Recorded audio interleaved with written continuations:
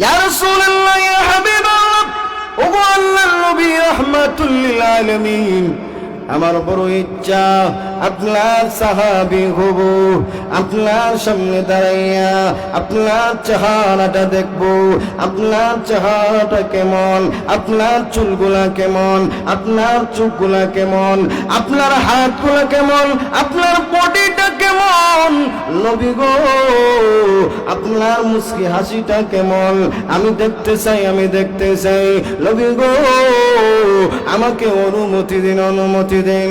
নবী বলেন, নবী জবাবে বলেন, ওয়াইস করুন রে, তুমি আসতে হবে না, আসতে হবে না, মায়ের খেদমত করো।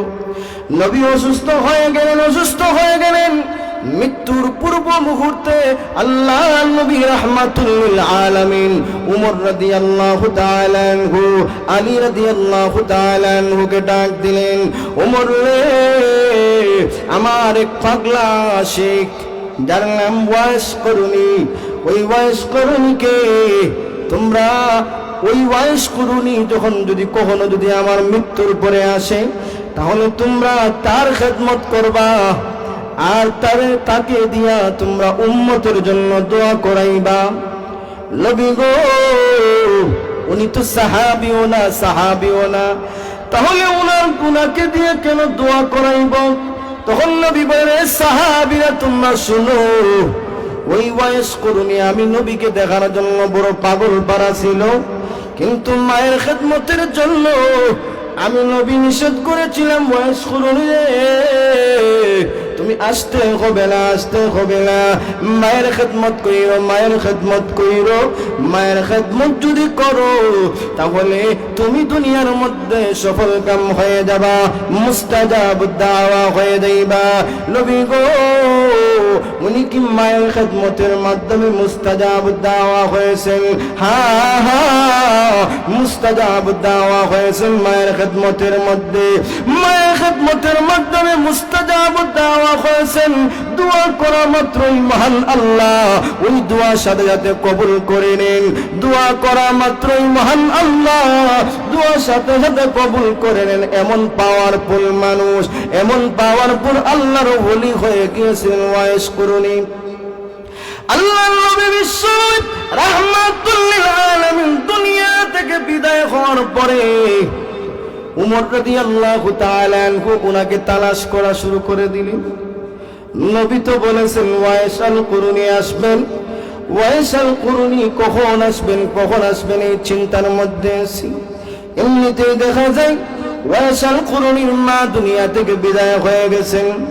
ইন্তেকাল করার পরে ওয়াইস আল কুরুনি নবীকে দেখার জন্য আসবেন। উনি জানেন না নবী যে মৃত্যুবরণ করে গেছেন, নবী মৃত্যুবরণ করে ফেলছেন, উনি জানেন না। এমনিতে আল্লাহ নবী রাহমাতুল লিল আলামিনের মৃত্যু সংবাদ যখন শুনলেন, শোনা মাত্র তিনি পাগল পারা হয়ে গেলেন। বড় আশা করেছিলাম নবীকে দেখবো, মা তো ইন্তেকাল করে গেছেন, নবীকে দেখবো গিয়ে, আমার নবী দুনিয়া থেকে বিদায় হয়ে গেলেন, তাহলে কাকে দেখবো? এরপরে মদিনার মধ্যে চলে যায়, ওই মদিনার মাটির দিকে গিয়ে একটু গ্রান নিয়ে আসি।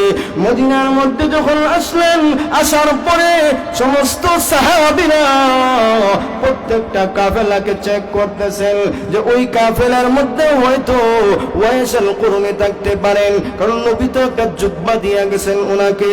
ও উমর, ওয়াইস আল কুরুনিকে একটা জুব্বা উপহার দিবা। সুবহানাল্লাহ, আমি নবী আমার শরীরের, আমার পরনের জুব্বাটা ওয়াইস আল কুরুনিকে দিয়ে গেলাম, এবং তাকে তার মাধ্যমে তোমরা দোয়া করাইবা উম্মতের জন্য।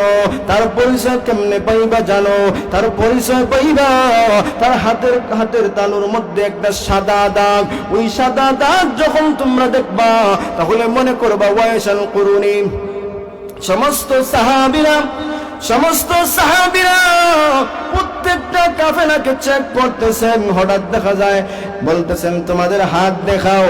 হঠাৎ একজন লোকের হাত দেখলেন যে হাতের মধ্যে সাদা দাগ। তখন সবাই মনে করলেন উনি হলেন ওয়াইস করুনি। তিনি বলেন আপনি কি ওয়াইসুল করুনি? হা হা, আমি ওয়াইসুল করুনি। তাহলে আপনি আসেন, আল্লাহ নবী আপনার কথা বলে গেছেন, এমন কি গুণ অর্জন করেছেন যে গুণের কারণে মহানবী রাহমাতুল লিল আলামিন আপনাকে নবীর জুব্বাটা দিয়ে গেলেন। এবং নবী বলে গেছেন আপনার মাধ্যমে যেন উম্মতের জন্য দোয়া করাই, আপনার মাধ্যমে যেন উম্মতের দোয়া করাই, উম্মতের জন্য দোয়া করাই। ও ওয়াইসুল করুনি কি এমন গুণ অর্জন করেছিলা? ওয়াইসুল করুনি বলেন ও সাহাবীরা, আমার মা বিদ্যুৎ ছিলেন, মায়ের খেদমত করতাম। আমি মনে করেছিলাম মাকে রাইকা নবীকে দেখবো, নবীর সাহাবী হব, কিন্তু নবী নিষেধ করেছেন আরে ওয়াইসুল করুনি না, তোমার মায়ের খেদমত করবা। মায়ের খেদমত যদি করো তাহলে মহান আল্লাহ তোমাকে দুনিয়ার মধ্যে লাভবান বানাইবেন, দুনিয়ার মধ্যে তোমাকে নেক হায়াত দান করবেন, মুস্তাজাব দাওয়া বানাইবেন। মহান আল্লাহ হয়তো মায়ের খেদমতের কারণে মহান আল্লাহ আমাকে দুনিয়ার মধ্যে সফলকাম বানাইছেন। মায়ের খেদমতের মাধ্যমে মহান আল্লাহ মনে হয় আমাকে মুস্তাজাব দাওয়া বানাইছে। আরো যেরকম সুবহানাল্লাহ।